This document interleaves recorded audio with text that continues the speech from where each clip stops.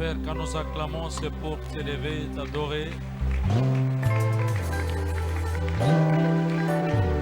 Nous apprécions, nous sommes bien dans ta présence. Nous sommes bien dans ta présence. Alléluia. Gloire au Seigneur. Béni soit ton nom. Amen. Alors je vous salue tous dans le bon nom de notre Seigneur et Sauveur Jésus-Christ. Vous pouvez aussi faire de même, gauche à droite.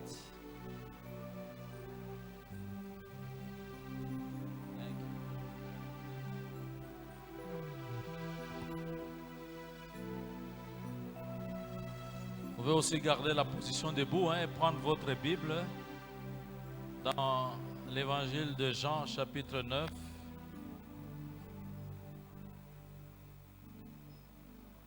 L'évangile de Jean chapitre 9, nous allons lire seulement le premier verset.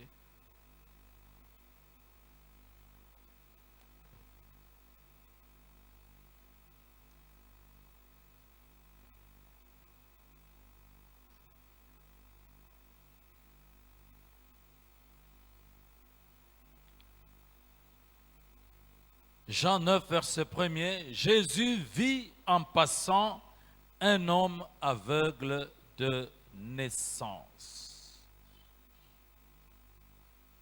Père très saint,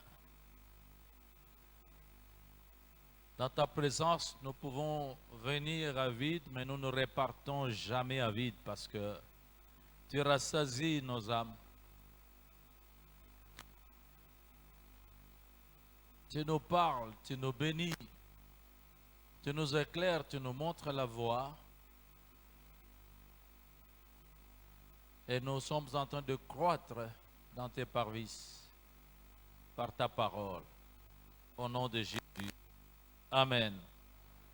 Asseyez-vous, je vous en prie.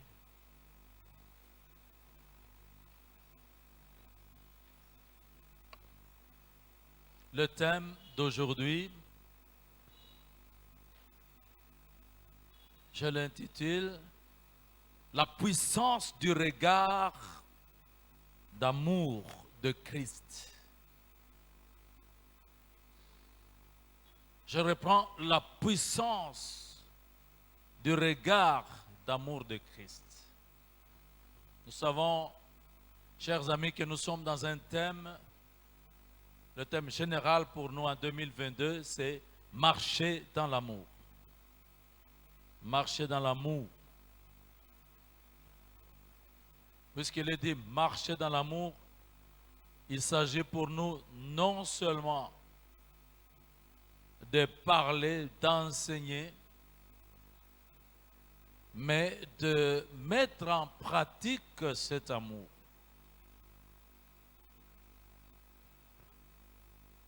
Parce que la Bible nous dit, n'aimons pas seulement en parole, mais il nous faut poser des actes.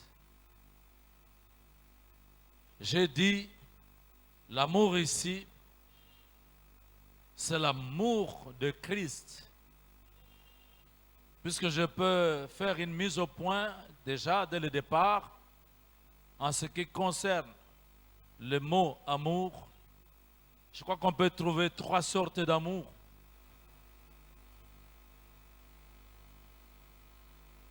Il y a d'abord l'amour qu'on appelle l'amour filia. L'amour filia ou filial, simplement, comme on le dit, comme vous l'entendez, ça c'est l'amour qui existe, qui se vit entre les membres d'une même famille. Papa aime son enfant parce que c'est son enfant. Il y a le lien de sang. L'amour des parents envers leurs enfants, l'amour des enfants envers leurs parents, l'amour des frères d'une même famille. Ça, c'est l'amour filial. Je ne parle pas de cet amour-là. Il y a aussi l'amour Eros. Eros, c'est un amour sensuel. Cet amour-là, Eros, c'est cet amour qui recherche un plaisir, une satisfaction personnelle.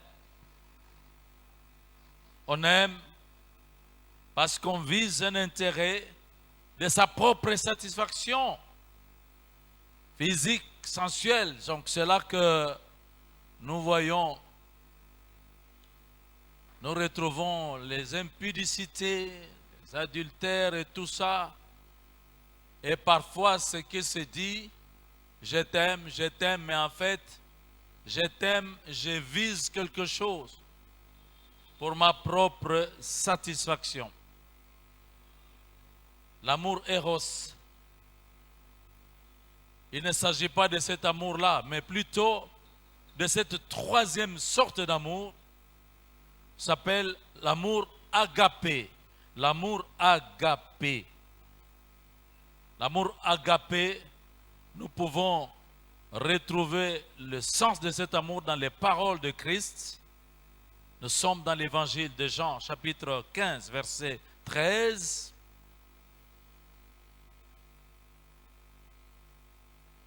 Jésus a dit à ses disciples, il n'y a pas de plus grand amour que de donner sa vie pour ceux qu'on aime. Cet amour qui va jusqu'à donner sa vie, cet amour qui recherche le bien de l'autre. Dieu lui-même, qui est amour, a exprimé cet amour. Jésus a dit, car Dieu a tant aimé le monde, car Dieu a tant aimé les hommes. C'est le grand amour.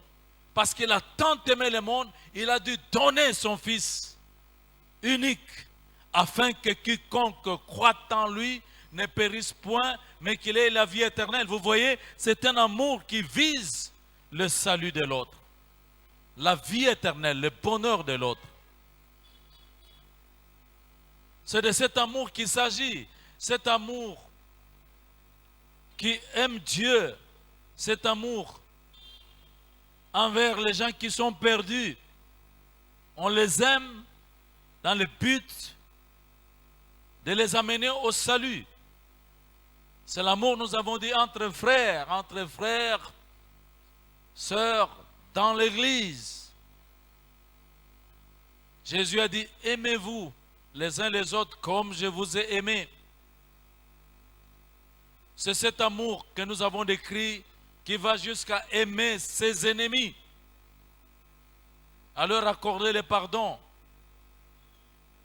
à leur rendre le bien pour le mal qu'ils nous ont fait. Cet amour qui va nous pousser jusqu'à prier, même pour ceux qui nous persécutent. C'est cet amour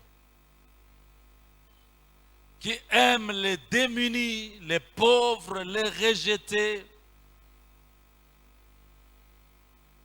C'est l'amour qui recherche l'intérêt de l'autre. C'est de cet amour qu'il s'agit. Alors aujourd'hui, chers amis, nous voulons montrer le pouvoir qu'il y a dans le regard d'amour.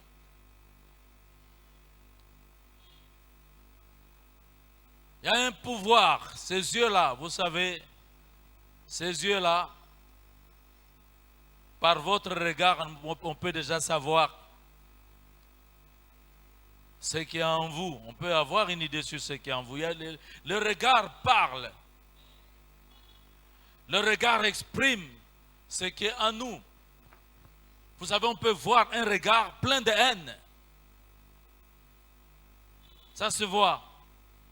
Un regard plein de colère. Mais aussi un regard plein de joie, c'est vrai. On peut vous insulter par le regard, vous maudire par le regard. Il y a une force, il y a une puissance dans le regard. Et dans notre pratique d'amour, nous voulons voir la place du regard. Parce que Christ a manifesté son amour rien qu'en regardant à travers ses yeux. Quand il a regardé une personne, cet amour-là, il l'a manifesté sur une personne, individuellement.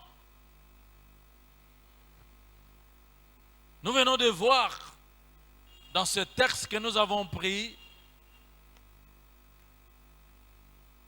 Jésus vit en passant, il vit un homme aveugle de naissance.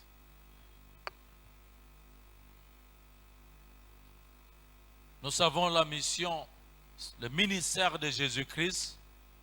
La Bible le décrit bien.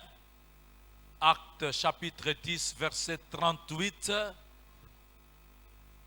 Vous savez comment Dieu a oint du Saint-Esprit et de force Jésus de Nazareth, qui allait de lieu en lieu, faisant du bien et guérissant tous ceux qui étaient sous l'emprise du diable. C'est pendant qu'il marchait, qu'il a vu un aveugle de naissance. Ce regard-là, ce n'est pas n'importe quel regard. Les disciples aussi ont vu cet aveugle de naissance. Et ils ont juste posé la question, mais maître, qui a péché? Est-ce que c'est lui ou ses parents ou ses ancêtres pour que cet homme souffre de cette manière? Mais quand Jésus a vu cet homme, son regard était un regard plein de compassion pour cet homme. C'est-à-dire qu'il a pris la souffrance, la douleur, toutes les peines que cet homme ressentait pour n'avoir jamais vu depuis sa naissance. Et lui, quand il manifeste cette compassion, sachez que dans la minute qui suit, il va manifester sa miséricorde.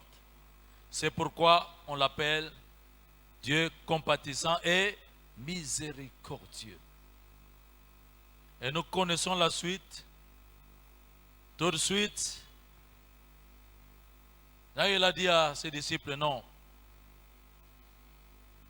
je ne m'attarde pas sur le fait que ce soit lui ou ses parents qui aient péché, mais pour moi je suis venu manifester les œuvres de Dieu. Les œuvres de Dieu, c'est les œuvres d'amour. Et nous savons que tout de suite après, il a craché par terre, il a formé la boue avec sa salive, et il a oint les yeux de cet homme. Un grand miracle a eu lieu. Cet homme a reçu de nouveaux yeux. Il a pu voir. Alléluia. C'est l'occasion pour moi de parler à quelqu'un. Tu as l'impression que Dieu voit tous les autres, mais il ne te voit pas. Non, Jésus te voit. Quand il te regarde, il voit tout. Quand il te regarde, il entend, peut entendre même comment tu cries dans ton cœur en plaisir.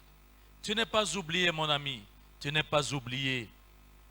Jésus te regarde. Et je crois qu'en ce matin, quelque chose doit se passer dans la vie de quelqu'un aujourd'hui. Avec le regard d'amour de Jésus-Christ. Alléluia. Il s'intéresse à chacun. Un jour, il est entré dans une synagogue. Nous sommes dans Luc chapitre 13. Luc chapitre 13, au verset 12.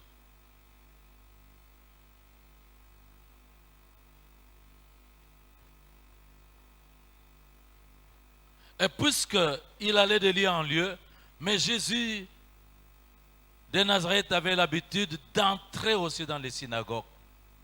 Ce jour-là, il est entré dans la synagogue, il s'est mis à enseigner. Je ne sais pas combien de gens il y avait dans cette synagogue. Mais la Bible dit, alors qu'il enseignait, il vit une femme qui était bossue.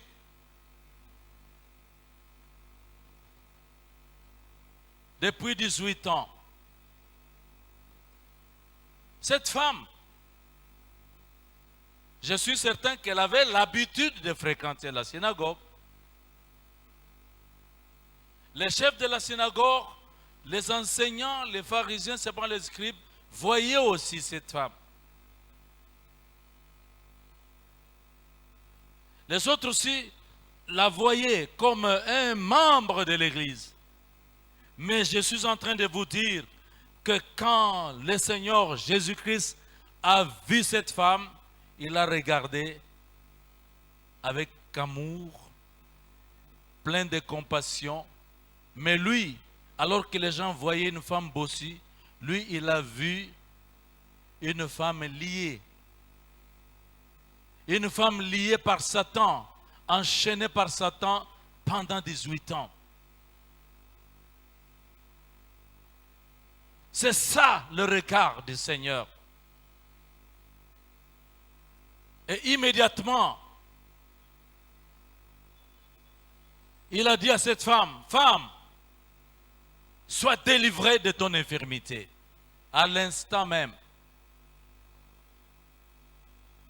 la femme s'est redressée, la bosse a disparu. Le problème a été réglé à partir d'abord de son regard.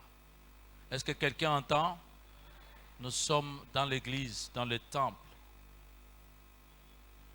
On n'a pas fait encore les statistiques pour savoir combien de participants il y a ici aujourd'hui. Mais moi, je suis en train de te dire que Jésus est ici. Jésus est en train de voir une femme qui est bloquée dans des problèmes. Il connaît même le nombre d'années que ça dure. Il sait comment ça se passe, mais c'est lui qui a la solution.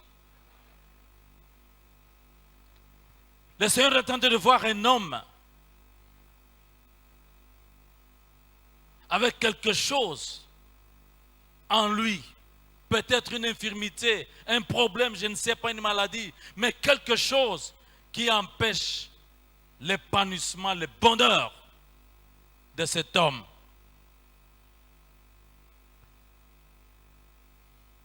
Ça dure, ça dure, ça dure.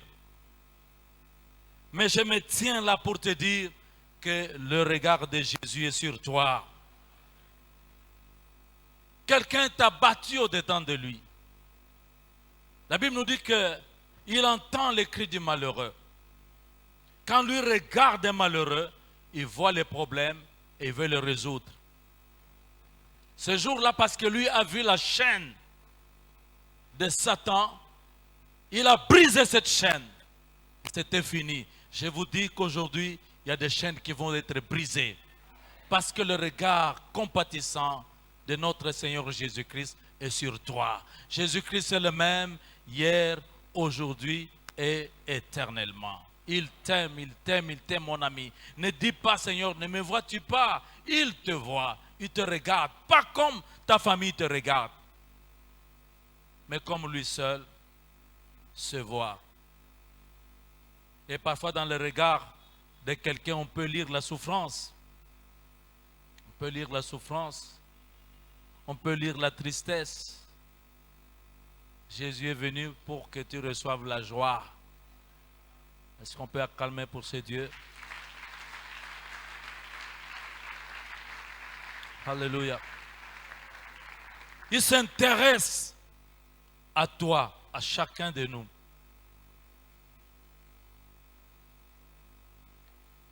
Il s'intéresse, il sait. Un jour, il était abordé par un jeune homme riche. Les chrétiens connaissent un peu l'histoire, le jeune homme riche. On dit jeune homme, mais riche. S'il était jeune, quel âge il avait? Vous savez, le monde dit parfois qu'aux âmes bien nées, la valeur n'attend point le nombre des années. Il y a des gens qui sont qui sont enrichis à un très jeune âge. À peine ils commencent la vie, c'est pas moi, regardez les stars de football. Jeunes, souvent ils commencent à jouer au football à l'âge de 19 ans, mais déjà à 21 ans, millionnaires.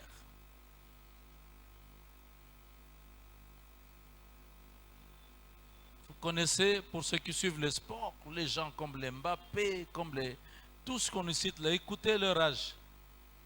C'est toujours seulement entre 19 et 30, 35 ans. Ce sont des enfants, mais millionnaires. Ils ont des affaires.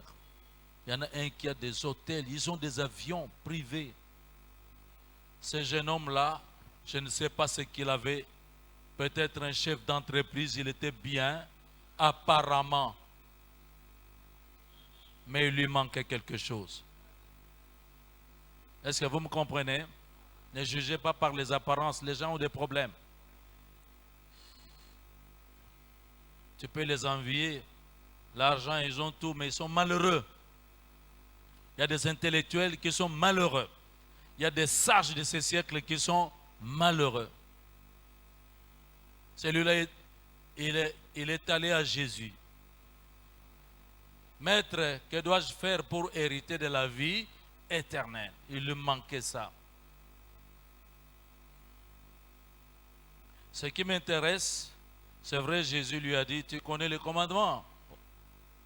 Oui, je les connais. C'est comment? Oh, tu aimeras ton Dieu de tout ton cœur, de toute ta force, hein, et tu aimeras ton prochain comme toi-même, ainsi de suite. Mais la Bible nous dit, dans Marc chapitre 10, au verset 21, la Bible nous dit, Jésus regarda ce jeune homme et il l'aima.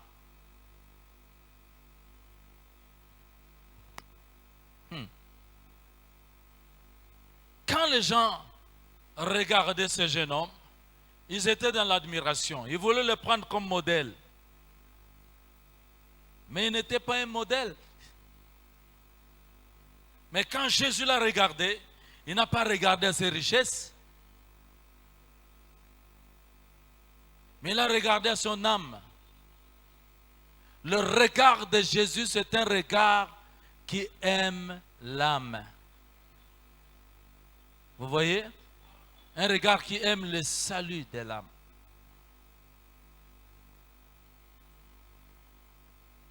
Et il l'aima. Il lui a dit, il te reste une chose.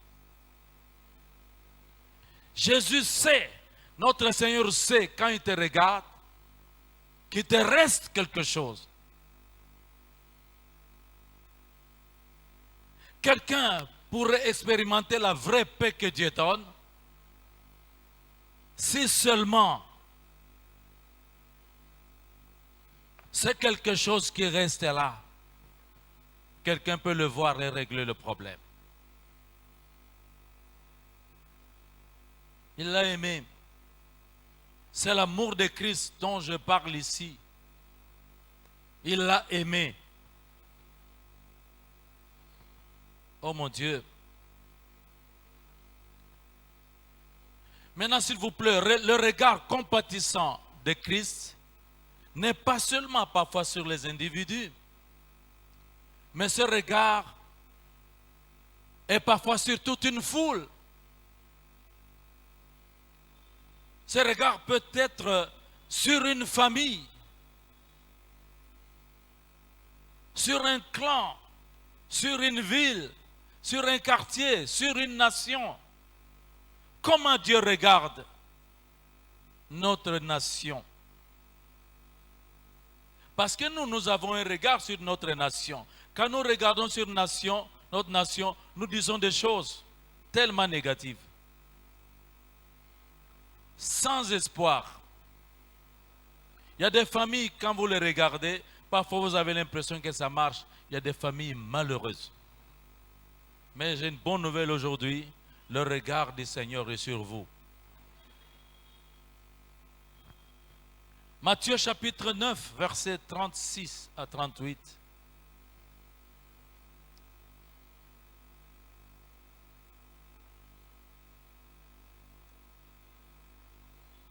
Alors ici, dans Matthieu chapitre 9, versets 36 à 38, la Bible nous dit ceci. On parle de Jésus. Oh Seigneur. 35 à 38. Regardez. Jésus parcourait toutes les villes et les villages, enseignant dans les synagogues, prêchant la bonne nouvelle du royaume et guérissant toute maladie et toute infirmité. Verset 36. Voyant la foule, il fut ému de compassion pour elle.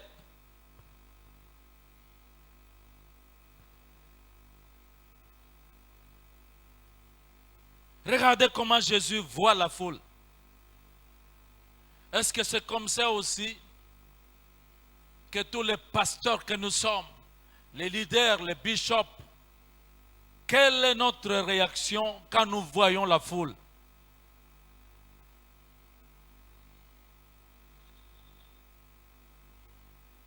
Ça gonfle les épaules de certains. Voilà, c'est plein. Chez moi, c'est plein. J'ai fait le plein. Ça, c'est l'orgueil de la vie. Ça ne marchait pas. Je suis triste de le dire, mais on peut retrouver des églises. Elles peuvent beau être bien pleines, mais le regard du berger n'est pas un regard d'amour de Christ. J'ai témoigné sur un ami pasteur il y a longtemps. Ça fait longtemps. Je crois qu'on n'était pas ici, on était encore au Cinestar, je pense. Je l'ai invité. Je crois qu'à un moment donné, il devait parler des offrandes, comment nous donnons. Mais il a dit une parole dans l'église. Il a dit, oh, vous vraiment, vous ne savez pas donner. Moi, si j'avais une église comme ça, pleine comme ça, moi, si j'avais une église pleine comme ça. Voyez-vous, beaucoup de gens, je vous dis la vérité, on reçoit des sollicitations. Est-ce que vous ne pouvez pas m'inviter à prêcher dans votre église? Pourquoi veux-tu venir prêcher ici? Pour d'autres, quand on voit la foule est vue comme une proie. On doit dépouiller. Et on va fabriquer des choses pourvu qu'on sorte avec une offrande du prophète ou quelque chose de gonflé. L'amour de Christ n'a pas été manifesté. Quand Jésus a vu la foule, il ne l'a pas vu comme tout le monde. Lui, il a vu une foule abattue, languissante, comme des brebis, sans berger. Parce que plus ils sont là, plus ils sont nombreux, plus il y a des problèmes, plus ça exige de l'amour, de sacrifice, pour pouvoir régler le problème de la foule. Et il a dit, priez Dieu, afin qu'il envoie des ouvriers, des vrais, pas des rapaces.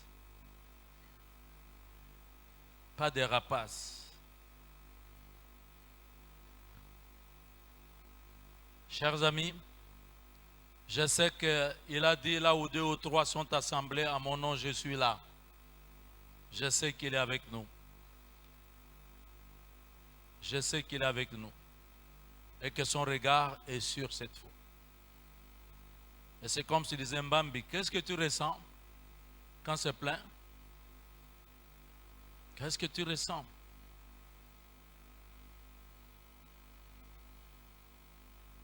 Il faut les aimer. Il n'y a pas plus de grand amour que de donner sa vie pour ceux que l'on aime. Lorsqu'il y a des témoignages tout le temps, Dieu m'a guéri, Dieu m'a béni, Dieu m'a gardé, alors ça marche. J'étais aveugle, maintenant je vois. Nous avions un problème en famille, c'est réglé. La parole de Dieu est annoncée. Ma vie a changé. J'étais comme cela. Aujourd'hui, avec la parole que j'entends, Dieu m'a changé. Alors là, ça marche. Je voudrais vous dire ici, Jésus vous aime et que son regard compatissant et miséricordieux est sur vous. On peut l'acclamer.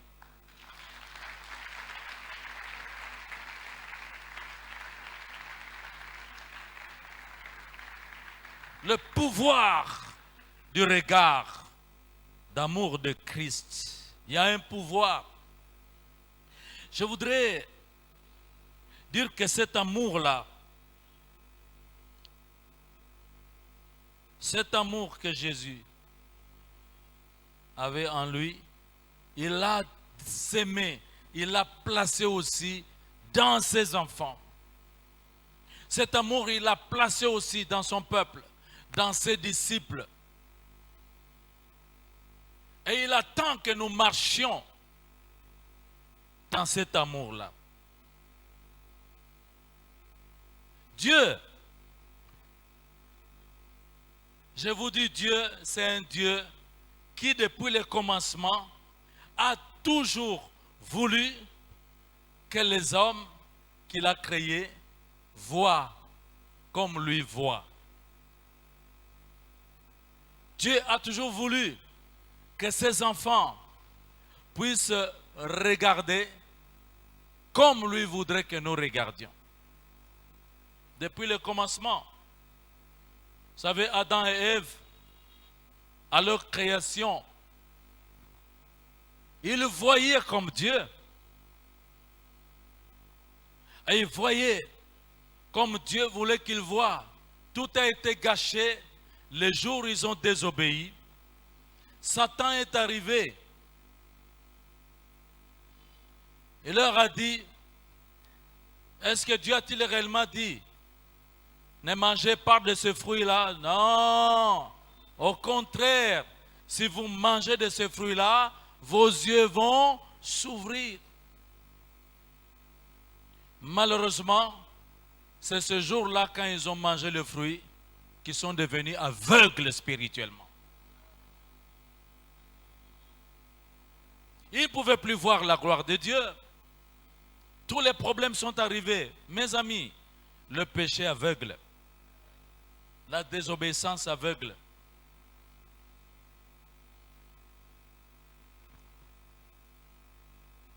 Alléluia. Mais Dieu ne voulait pas cela. Regardez, j'ai vu dans ma Bible comment Dieu a toujours voulu ouvrir les yeux de son peuple pour qu'il voie comme lui voit. Je prends quelques exemples dans la Bible depuis les temps anciens. Regardez, dans le cadre des combats, dans le cadre des attaques, lorsqu'on est en face de l'ennemi, Dieu veut que nous voyions comme il voit. Regardez, les enfants d'Israël entrent dans la terre promise. Dans la terre promise, il fallait aller conquérir des territoires. Il fallait qu'ils aillent conquérir des territoires dans la terre promise. Et quand ils y entrent, premier obstacle, Jéricho. Jéricho, la première épreuve. La Bible nous dit dans Josué chapitre 6, versets 1 et 2, ils étaient là en face, Jéricho était barricadé, fermé. Personne n'entrait, personne ne sortait. Il y avait cette impressionnante ville, avec cette impressionnante muraille. Certainement, les armées de Jéricho étaient en train de circuler au-dessus de la muraille pour pouvoir défendre leur ville. Ça devait faire peur en principe, mais c'est le moment que Dieu a choisi pour parler à Josué. Il lui montre la même ville, mais en lui ouvrant les yeux autrement. Il lui dit, Ok, Josué, vois, je te donne Jéricho, son roi, ses vaillants soldats, tout Jéricho. Vois comme je vois. Ne vois pas la puissance, la grandeur de l'adversaire, mais vois la victoire. Est-ce que quelqu'un est là? Quels obstacles, quel combat il y a devant toi? Ne vois pas, ne panique pas. Mais Dieu te dit, vois la victoire. Est-ce que tu peux voir déjà le succès? Vois le succès. Est-ce que tu peux voir déjà la guérison? Vois la guérison avant. Vois la délivrance avant. Vois la victoire. Peu importe la taille. L'ennemi aime impressionner. Mais nous n'avons pas que les yeux physiques. Nous avons les yeux spirituels. Ce sont ces yeux-là. Et ils ont pris Jéricho. Alléluia. Tu prendras ton Jéricho. Amen. Les murailles des blocages vont se renverser. Vois seulement derrière que tu as déjà remporté la victoire. Parce que c'est pour cela d'ailleurs qu'il est venu. Il a déjà combattu pour toi. Alléluia. Comme disent souvent les gens, nous ne combattons plus pour la victoire, mais nous combattons dans la victoire.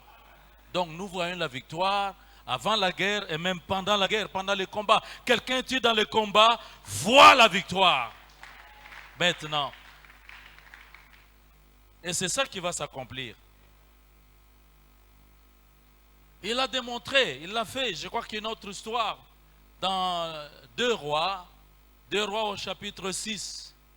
Notez 2 Rois chapitre 6, versets 16 à 17. Quelle est cette histoire? Chers amis, Israël a eu des ennemis, souvent entouré des ennemis.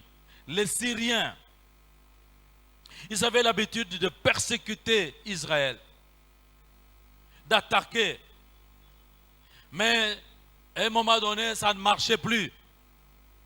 Chaque fois qu'ils préparaient une attaque, déjà, l'information était révélée en Israël, au roi et à l'armée. Donc, tout ce qu'ils essayaient de tenter, ça ne marchait pas, ça ne marchait plus, parce qu'Israël était déjà au courant. Le roi syrien s'est inquiété, mais qu'est-ce qui se passe-t-il? Il y a un espion ici, un traître. On lui dit, non, non, non. Le problème, c'est que là-bas en Israël, il y a un homme, un prophète, Élisée. Lui, il est au courant de tout ce que nous préparons. Il informe le roi. Alléluia. Dieu a dit, si on forme des complots contre vous, ça ne vient pas de moi, je vais dévoiler ces complots-là. Est-ce que vous entendez? Les complots sont dévoilés et toutes les armes forgées contre toi, peu importe leur nom, c'est sans effet. Le roi s'est fâché, il a mobilisé son armée. Allez me capturer cet homme, Élisée, le prophète. Toute une armée, ils ont encerclé Israël. Très tôt le matin, je ne sais pas si c'était 3h, 4h du matin, la ville était déjà encerclée. Je sais, j'ai une idée sur ce qui se passe, cet encerclement. En tant qu'ancien étudiant au campus universitaire de Kinshasa, et comme on avait l'habitude de faire ce qu'on appelait des révolutions, révoltes, nous c'était du temps de Mobutu. Il fallait être courageux pour faire des choses du temps de Mobutu. Alors je crois qu'il y avait tellement de désordre. Le président Mobutu a envoyé les armées, l'armée je vous assure. Il a fait venir des forces armées là de Mbanzangungu, les bérets verts. Moi j'étais dans ma chambre, j'étais pas finaliste, je crois que j'étais en 2e doctorat. Et mes amis, il faut voir ça. Je ne sais pas, les petites heures, j'entendais comme le vrombissement un peu de moteur. Mais vraiment, c'était doux. Mais ça m'a intrigué. J'ai ouvert la fenêtre, oulala, c'était noir, des chars, des combats et des autos blindés. Les militaires. J'ai dit, aïe, nous sommes encerclés. Et je dois vous dire que il y a eu des frissons en moi, j'ai paniqué. Alors je comprends que quand le roi a envoyé les armées pour encercler Israël, les serviteurs du prophète Élisée, c'est sûrement Géasi, je crois qu'il est sorti un peu, il a vu dehors, hey, nous sommes foutus. Il a réveillé le maître, prophète Élisée, mais nous allons mourir, nous sommes morts, nous sommes encerclés. Le prophète Élisée était calme. Il le regarde et lui dit, ne crains pas, ceux qui sont avec nous sont plus nombreux que ceux qui sont dehors. Quelqu'un a entendu ça? Et pour qu'il soit convaincu, il a prié sur lui. Éternel, ouvre-lui les yeux qu'il voit. Quand il a vu avec les yeux là, il a vu une montagne avec des chars de feu, des chevaux. C'était tellement énorme. Il voulait dire, voilà ceux qui sont avec nous. Et M. Géasi est rentré calme et resté calme. Je voudrais dire à quelqu'un ici, vois comme Dieu voit et reste calme. Parce que ceux qui sont de ton côté sont plus forts et sont plus nombreux. Reste calme et ne panique pas. Ne sois pas impressionné par le nombre de tes adversaires. Ne sois pas impressionné par l'immensité ou, c'est pas moi, des attaques que tu as dans la vie. Parce que si Dieu est pour toi, qui saura te vaincre? David a dit, avec Dieu, nous ferons des exploits. Quand Dieu est de ton côté, tu es majoritaire, mon ami. Alléluia! Est-ce qu'on peut pas acclamer pour ce Dieu qui nous rassure? N'ayez pas peur. N'ayez pas peur. Il est de votre côté. Il est de ton côté. Amen. Il a dit, voici je suis avec vous tous les jours jusqu'à la fin du monde. Les prédicateurs, les enseignants, les disciples, voici je suis avec vous tous les jours. 24 heures sur 24. Donc vous voyez, je prêche ici, je sais qu'il est avec moi.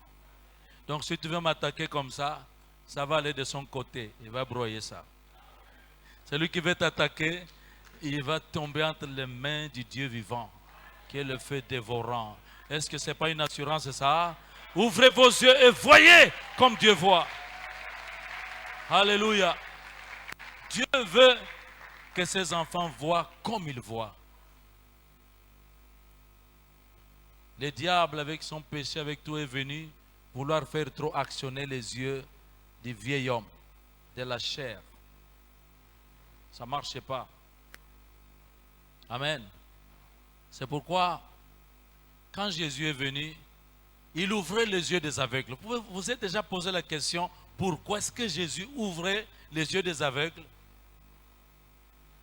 Est-ce que vous savez d'abord qu'il y avait beaucoup d'aveugles en Israël quand Jésus est venu sur terre? Mais laissez-moi vous dire, ce n'est pas tous les aveugles qui ont vu. Ceux qui ont vu, c'est seuls ceux qui ont rencontré Jésus-Christ et qui ont cru en lui. Mon ami, si tu ne vois pas clair, avec Jésus, si tu crois, tu vas commencer à voir. Et ça va te donner de la tranquillité, de la paix, de l'assurance. Amen. Il ouvre les yeux des aveugles. Parce que vous savez, je vous ai dit, nous avons tous été aveuglés depuis le jardin d'Éden. Il a trouvé un monde des aveugles. Hein? Qu'est-ce que tu aimes voir? Qu'est-ce que tu regardes? Qu'est-ce qui attire tes regards? Vous verrez que ce qui attire nos regards dans ce monde, ça nous affaiblit. Ça nous empêche de voir la gloire de Dieu. Ça nous empêche de voir qui est Dieu. Ça nous empêche de voir ce qu'il est, ce qu'il a pour nous aussi. Il est venu pour que nous ouvrions nos yeux spirituels et que nous marchions par la foi et non par la vue. Par la foi, il y a des yeux spirituels qui sont ouverts. La vue physique, elle peut tuer la foi. Alléluia. Et quand Jésus de Nazareth est venu, il a pris le temps d'ouvrir les yeux de ses disciples. Il parle des yeux d'amour de Christ. Prenons un peu comment il a fait, voyons. Jean chapitre 4, verset 34 à 35. Je dis souvent, j'aime ce texte, je le prends souvent parce que c'est avec cette parole que finalement j'ai décidé de servir Dieu à temps plein. J'ai pris ma décision. Parce que Dieu m'a ouvert les yeux pour que je voie d'abord ces écrits-là dans tout leur sens spirituel. Jean 4, c'est l'histoire de la femme samaritaine. L'histoire de la femme samaritaine, vous savez, cette femme qui avait une vie, et puis elle a rencontré Jésus. Vous savez qu'elle a refusé de donner l'eau à Jésus, et puis ainsi de suite. Tout ce qui s'est passé, Jésus s'est révélé à cette femme. Quand Jésus s'est révélé à cette femme, je suis le Christ, les disciples n'étaient pas là, ils sont allés au marché pour acheter à manger, parce que c'était midi, Jésus avait faim, il avait soif aussi, mais c'est en ce moment-là, lui est resté au bord du puits, et cette femme est venue, et Jésus a pris tout son temps pour parler à cette femme, pour sauver cette femme. Quand il parlait avec cette femme, qu'il la regardait, ce n'était pas dans les yeux de séduction, mais dans les yeux d'amour. Je vois encore, j'écoutais un cantique dans les temps, quelqu'un qui chantait « Jésus m'a séduit ». Jésus ne séduit pas. Est-ce que quelqu'un a bien entendu?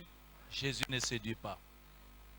Jésus aime pour l'intérêt de la personne qui est aimée. Bon, quand les disciples arrivent, la femme était partie déjà. On voulait donner, on demande à Jésus, mais mange maître. Voilà la réponse qu'il donne à ses disciples. J'ai à manger une nourriture que vous ne connaissez pas. Oh, quelqu'un lui aurait-il donné à manger? Il dit, écoutez, ma nourriture, c'est de faire la volonté de Dieu et d'accomplir ses œuvres. Vous entendez?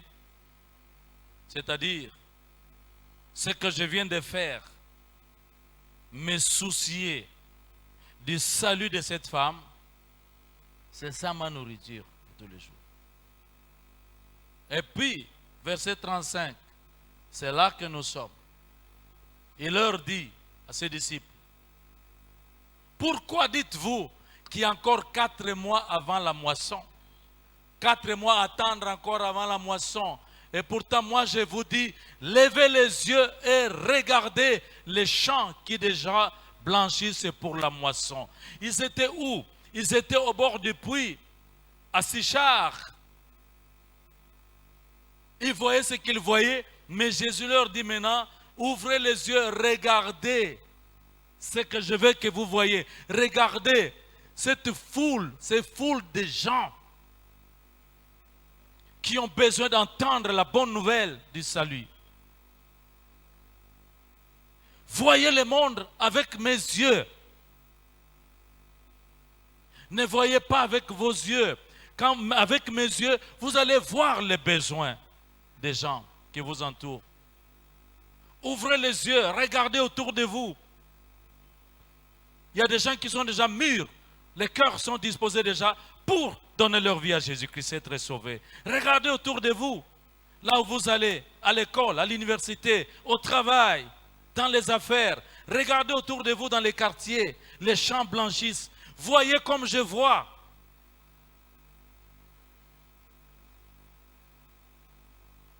Est-ce que nous sommes ensemble? C'est comme ça qu'il faut voir les choses. Ça, c'est les yeux de Christ et de l'amour de Christ. Et les disciples, Jésus leur a donné les yeux là d'amour. Et quand Jésus est monté au ciel, la Pentecôte est venue, ils ont mis en pratique. Ils ont mis en pratique. C'est pourquoi l'amour dont nous parlons, nous, c'est un amour pratique. Il faut le pratiquer. À peine après la Pentecôte, les disciples commençaient à évangéliser. Mais ils allaient aussi au temple pour adorer. Ce jour-là, Pierre et Jean étaient aussi parmi ceux qui se dirigeaient au temple. Nous sommes dans Actes des Apôtres, chapitre 3, versets 3 à 8, s'il vous plaît. À la porte du temple, il y avait un boiteux qui se tenait à la porte, qu'on appelait la belle. Cet homme était là. Il demandait l'aumône. Avant que Pierre et Jean n'entrent dans le temple, vous pensez que c'était vide? Il y avait d'autres gens qui venaient de passer par la même porte. Il y avait les boiteux. Ils le voyaient. Ils voyaient un boiteux, un mendiant, quelqu'un à qui on doit donner quelque chose. Mais ce jour-là, Pierre et Jean, quand ils venaient, ils arrivent à la porte, les mendiants tendent la main. S'il vous plaît, aidez-moi, un petit quelque chose. Lisez bien, il est dit ici. Pierre et Jean fixèrent leur regard sur cet homme. C'est ça le regard de Christ, de l'amour de Christ. Ils l'ont regardé. Pas juste un mendiant comme ça. Non, ils l'ont regardé. Ils ont vu le vrai besoin. Et ils lui ont dit, regarde-nous. Regarde-nous. Mes amis, je parle du pouvoir du regard qui est fait avec l'amour de Christ. Pierre a dit, je n'ai ni or ni argent, mais ce que j'ai, je te le donne. Au nom de Jésus-Christ de Nazareth, lève-toi. Miracle à la porte du temple. L'homme s'est levé, s'est mis à sauter, direction, pas dans la rue, mais dans le temple, en train de louer Dieu. Vous voyez, le miracle, le vrai miracle, s'il vous plaît, ça commence par l'amour dans les yeux. On peut lire dans les yeux. Combien de gens auraient pu être guéris réellement, vivre les miracles, si nous les avons regardés avec les yeux de l'amour de Christ. Je répète, la puissance des miracles est fondée sur l'amour. Je ne parle pas des miracles fabriqués. Je ne parle pas des histoires des gens qu'on achète. Vous les mettez encore dans des situations plus graves. Vous n'aimez pas leurs âmes. C'est comme ça que vous créez des gens qui circulent, qui vont partout pour chercher des miracles, mais pas pour chercher Jésus-Christ. Alléluia. Dans les yeux. J'ai témoigné un peu comment j'ai vécu ça. J'ai pu aussi appliquer quelque chose de pareil dans ma vie. Parce que nous sommes censés appliquer cela. Je crois que j'ai déjà témoigné ce genre de choses. C'était pendant une croisade d'évangélisation à l'intérieur du pays. Croisade d'évangélisation.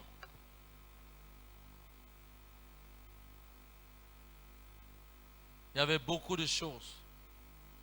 Beaucoup de miracles. Dans ces coins-là, d'ailleurs, on me disait ici, les gens sont difficiles. Il y a beaucoup de sorciers.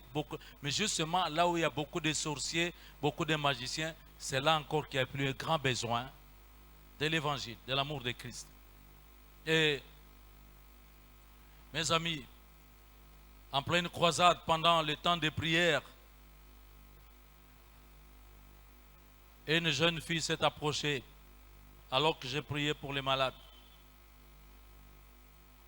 Parce qu'elle voyait comment les gens jetaient les béquilles, comment les gens abandonnaient les chaises roulantes.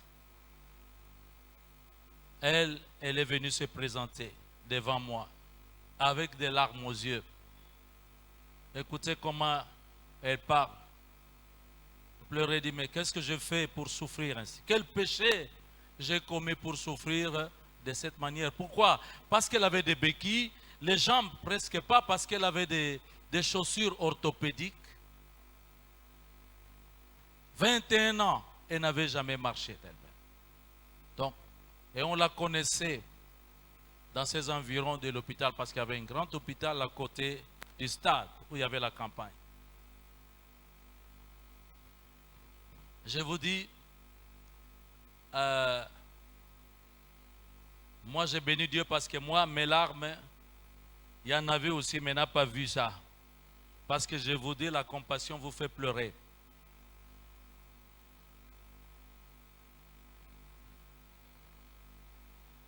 Et je lui ai dit, tiens-toi bien debout, regarde-moi en face. Regarde-moi. Je lui ai dit, c'est Jésus que je viens de prêcher là. Celui qui est mort pour toi, il est en moi aussi. Dieu m'a envoyé ici pour toi aussi. Regarde-moi en face. Regarde-moi dans mes yeux.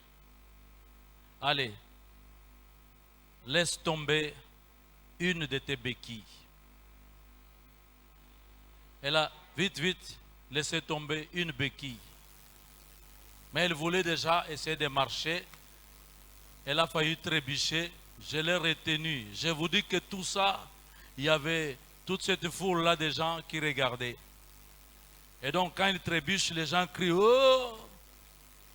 Je lui dis, n'écoute pas, ne tiens pas compte de ce que les autres expriment comme cri. Parce qu'il y a toujours des gens, quand vous faites une croisade, il y en a qui viennent juste pour vérifier ou pour tester. Tiens-toi debout, je te dis, regarde-moi dans les tout droit dans les yeux. Quand tu me regardes, c'est Christ même qui te regarde, parce qu'il est en moi. Laisse l'autre béquille. Elle a laissé la béquille. Ah, moi j'ai pris un peu de distance pour dire maintenant, viens, avance, marche. Mes amis, c'est facile à dire, il faut être sur place. Donc tu vois, ça c'est pas des jambes, c'est juste, on dirait, des morceaux de bois. Ça n'a jamais fonctionné, parce que quand il n'a pas les béquilles, elle se traîne. Alors, elle a commencé à avancer. Quand elle fait un pas, deux pas, elle s'écroule. J'ai juste le temps de la rattraper. Elle se tient encore debout. J'ai dit, tu sais pourquoi tu tombes? Parce que tu regardes tes pieds, tes jambes. Parce que tu regardes tes jambes. Mais moi je te dis, marche en me regardant tout droit dans les yeux. Là, elle a compris la leçon. Allez, avance! Elle a commencé à avancer. D'abord ça, elle n'avait jamais fait ça. Pour la première fois de sa vie, elle avançait. J'entends quand même des acclamations, des applaudissements, des cris, parce que les gens connaissaient cette fille. Elle avance, et puis va, retourne. Là, c'était des cris de joie. Un miracle venait d'avoir lieu. Mais il a fallu le regard. On a crié, on a continué, j'ai continué à prier pour les autres. Et puis, pendant que toutes ces guérisons s'opéraient, je l'ai vu revenir devant moi. Et me dit, papa pasteur, je voudrais enlever ces chaussures. J'ai dit qu'il te soit fait selon ta foi. Vas-y. Elle s'assoit, pam, pam, pam. Elle se débarrasse de ça. Cette fois-là, elle s'est levée sans l'aide d'une personne. Elle était debout en face. Elle marchait. Elle marchait. C'était un peu bizarre, mais elle marchait quand même déjà pour la première fois de sa vie. J'ai dit ça, la gloire au Seigneur. Musiciens, prenez les instruments. Il faut qu'on loue le Seigneur. Les musiciens qui étaient déjà assez surchauffés pendant cette croisade, en un rien de temps, on s'est mis à louer, à chanter, à danser. Moi-même, je suis monté sur l'estrade, le podium, et je me suis mis aussi à danser. Ah, la surprise générale, on voit la même fille monter les escaliers. Ah, chers amis, elle a monté les escaliers et elle dansait. Ne demandez pas quelle sorte de danse, mais elle dansait. Parce que c'était du jamais vécu pour cette fille. Jésus-Christ a été glorifié. Mais tout cela, un regard plein de compassion, plein d'amour. Un regard qui cherche la guérison de l'autre. Un regard qui cherche le bonheur de l'autre, qui cherche le salut de l'autre. C'est resté vraiment historique cette affaire-là. Je parle de la puissance des cieux. J'ai dit que avec nos yeux spirituels, on peut vivre aussi, voir des délivrances. J'ai été suis beaucoup impliqué dans les processus de délivrance. Mais j'ai vu aussi que pour certains cas de délivrance, de possession, j'ai vu que les démons ont du mal parfois à me fixer. Quand je découvre ça, je dis, viens, regarde-moi tout droit dans les yeux. Et j'ai vu des démons projeter quelqu'un par terre et sortir rien que par le regard. Parce qu'ils ne peuvent pas supporter. Parce qu'ils ne voient en moi un regard qui cherche le bien, le salut de l'autre. Chers amis, nous avons des yeux nouveaux. C'est les yeux de Christ. Les yeux de l'amour de Christ. Est-ce qu'on peut dire Amen? On peut ajouter un grand Amen. Jésus est là. Il te regarde. C'est pourquoi j'ai dit, mon ami, attention. Comme la Bible dit,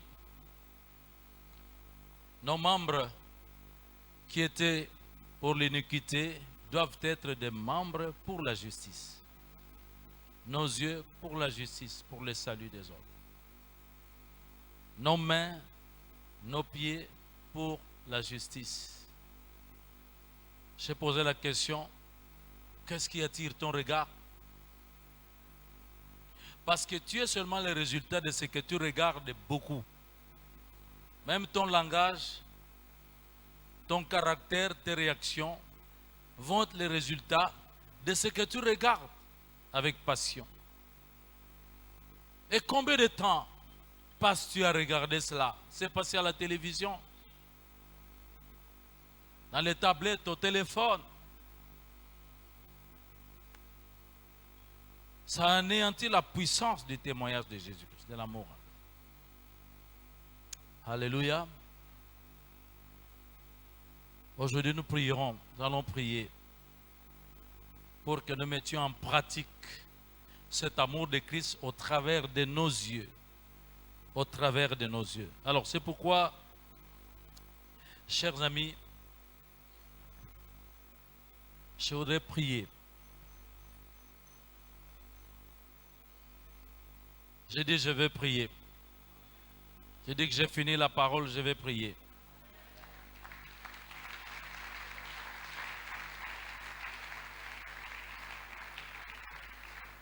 Jésus-Christ est le même hier, aujourd'hui et éternel. Comme en ce jour-là, Jésus passe aussi. Comme il a vu cet aveugle de naissance, il te voit aussi.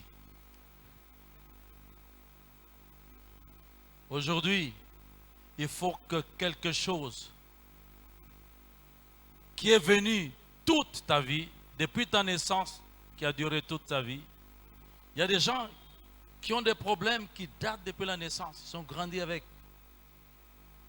comme cet aveugle de naissance.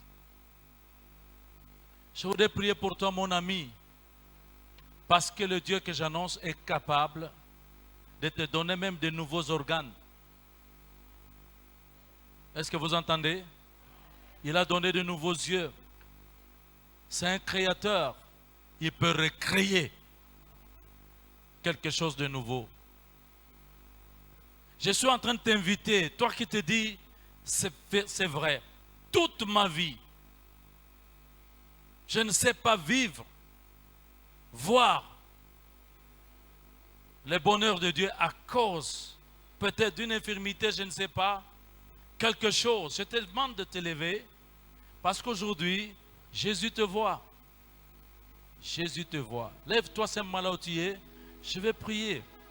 Il faut qu'un grand miracle s'opère dans ton corps aujourd'hui. S'il faut que Dieu débouche les trompes, il va les déboucher. S'il faut qu'il donne une matrice nouvelle, il va faire cela. S'il faut que cette maladie-là, héréditaire qui est toujours là, parte, elle va partir. Laisse-moi te dire, crois seulement et ne crains pas. Les aveugles qui ont vu, ce sont les aveugles qui avaient foi en Jésus-Christ. Tu peux te tenir debout. Je vais prier.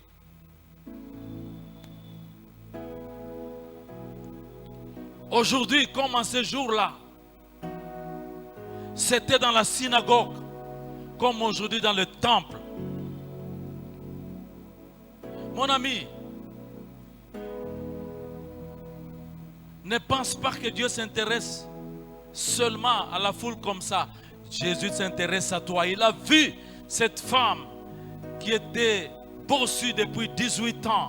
Aujourd'hui, il te voit aussi dans ton problème, dans ton handicap. Il connaît le nombre des années, mais ça doit changer aujourd'hui. Il y a des chaînes qui doivent être brisées aujourd'hui. Lève-toi quand tu sens qu'il y a quelque chose, peut-être que seul toi connais. Mais aujourd'hui, la chaîne de Satan va être brisée par la puissance qui est dans le nom de Jésus-Christ. Quelle est cette chaîne?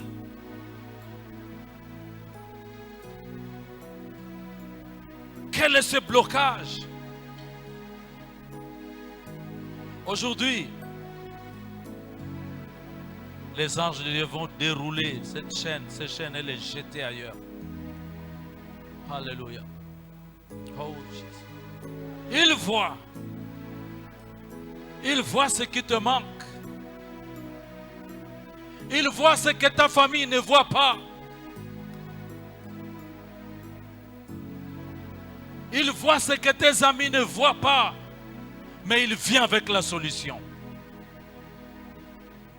C'est lui la réponse. C'est lui la vie éternelle.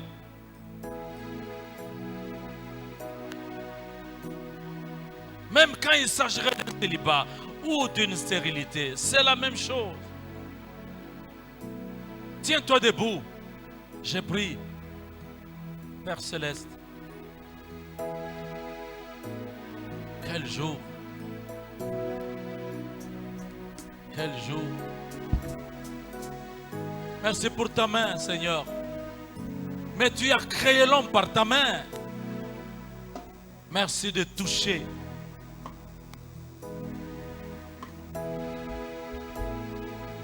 Seigneur, merci de donner des organes nouveaux. Merci de faire ce que les médecins ne pouvaient jamais faire. Alléluia. Je dis à quelqu'un, reçois ta guérison et tu vas voir la gloire de Dieu.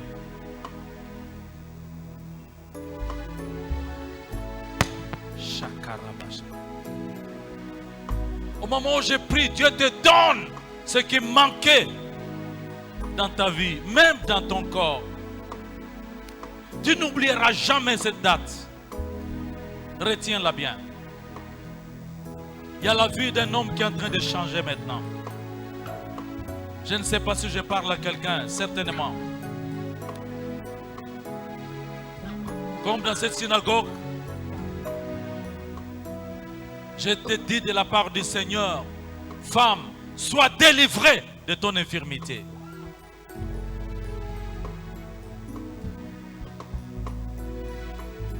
Que les chaînes tombent au nom de Jésus-Christ.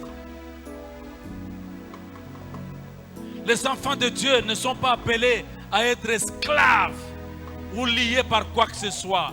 Je viens proclamer la liberté, la libération au nom de Jésus. Sois libéré.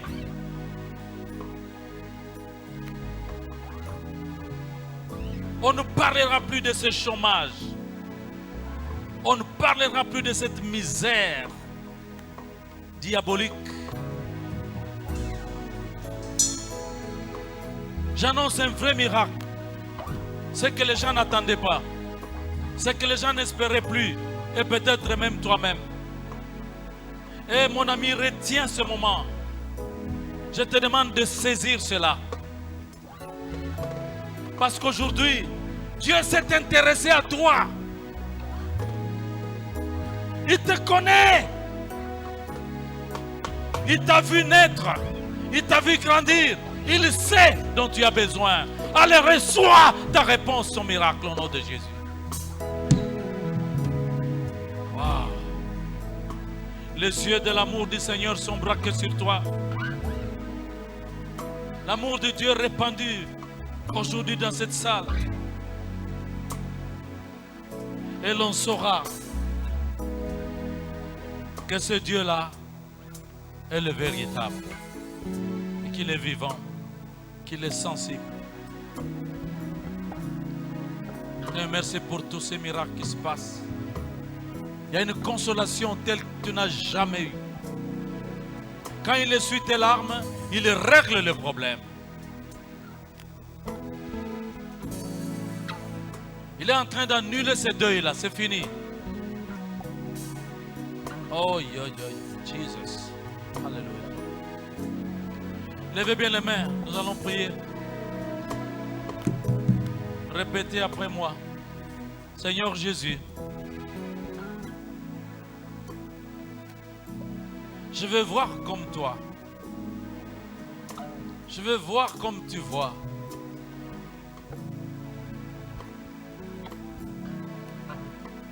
Que mes yeux reflètent ton amour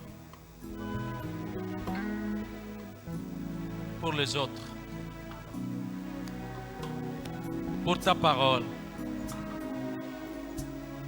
Seigneur Jésus, merci. Amen. Soyez bénis, chers amis. Soyez bénis.